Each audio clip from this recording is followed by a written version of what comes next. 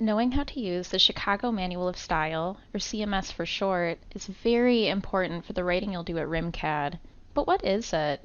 In this video series, we'll be covering everything you need to know about CMS and incorporating it into your papers. This particular video will provide an overview of what CMS is and why it's important. But if you want more information about formatting or the how-to end of CMS, feel free to jump ahead to the next videos. Let's get started. CMS is one of several guides that streamline things like citations and formatting in academic writing. Should I use a title page? What font do I need to use? What if I want to use a quote in my paper? How would I format that? Style guides exist to answer questions like these and many more.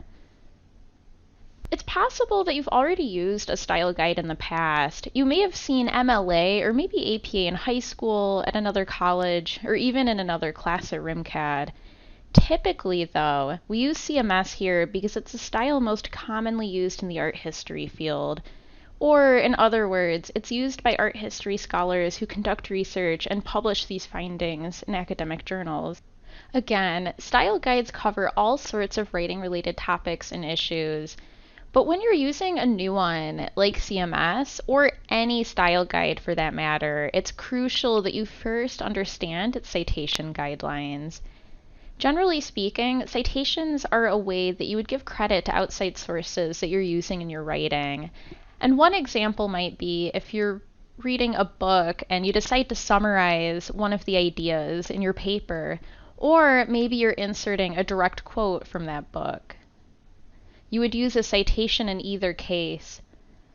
And using citations is important for a couple reasons, and especially in academic writing. The first is that it helps you establish your credibility as a writer.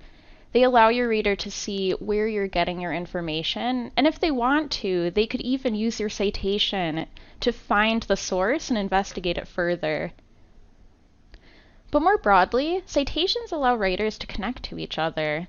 Scholars constantly respond to each other in their writing, the way you may have responded to a scholar in a reading response, a scholarly article analysis, or even a research paper.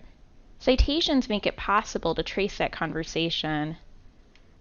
Citations always include publication information about the author, no matter what style you're using.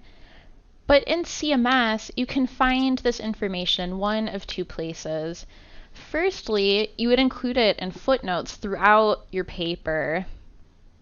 These will be marked with a superscript number, and they'll correspond with a full citation at the bottom of the page. You'll also put citation information for all of the sources used in your paper in the very end in your bibliography. Next in the video series, we'll be diving deeper into these aspects of CMS, including the citations. We'll be covering basic paper formatting, how to set up your footnotes and how to cite images, and finally, creating a bibliography at the end of your paper. If you need any help, though, please feel free to reach out to the Student Learning Center.